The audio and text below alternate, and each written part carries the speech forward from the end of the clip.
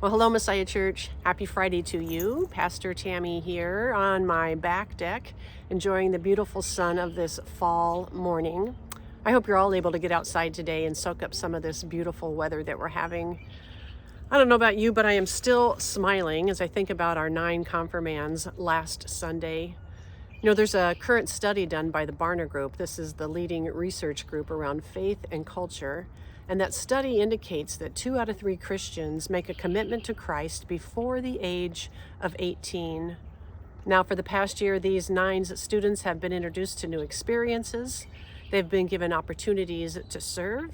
They were provided with an adult mentor, and they have been surrounded in prayer. As you exited the sanctuary on Sunday, you were invited to pick up a copy of their faith statements that talk about the significance of confirmation and what their faith means to them. Now, if you didn't get opportunity to pick it up and you'd like to, we're going to have them available again this Sunday.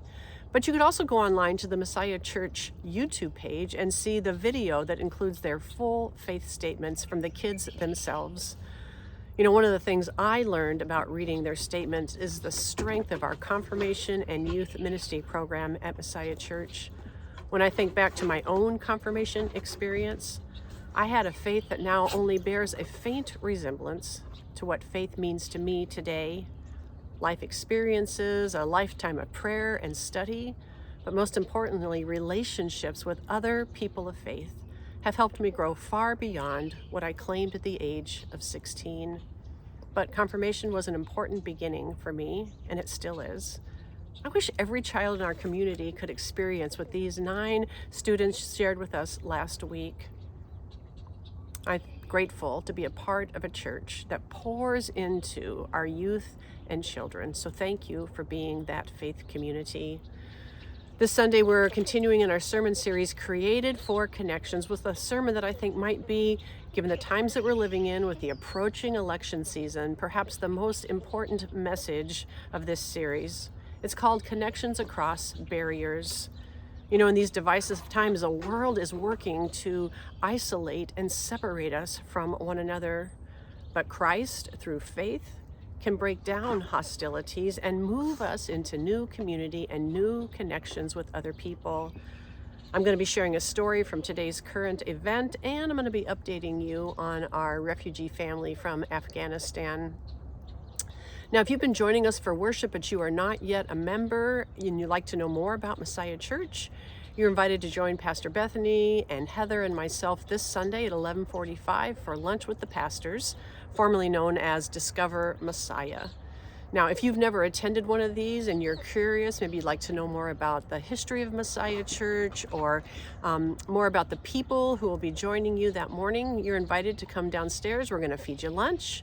We're going to talk about how we became Messiah Church that we are today, and you're going to get a chance to meet some more really interesting and awesome people that are also newish to Messiah Church.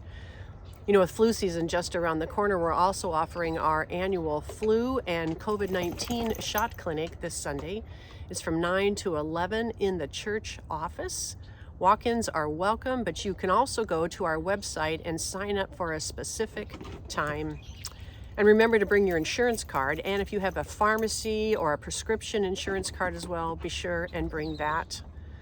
Finally, I want to remind you about our Just One event that's coming up next Wednesday, October 2nd at 6 p.m. in our sanctuary.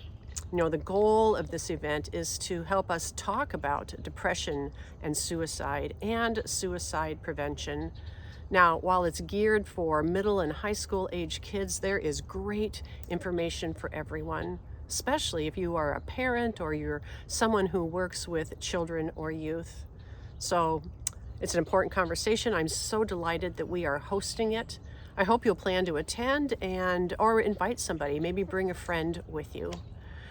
Okay, Jack has been very patient. We're going to head out on our walk today. I hope you have a blessed day. Take care. We'll see you Sunday. God bless.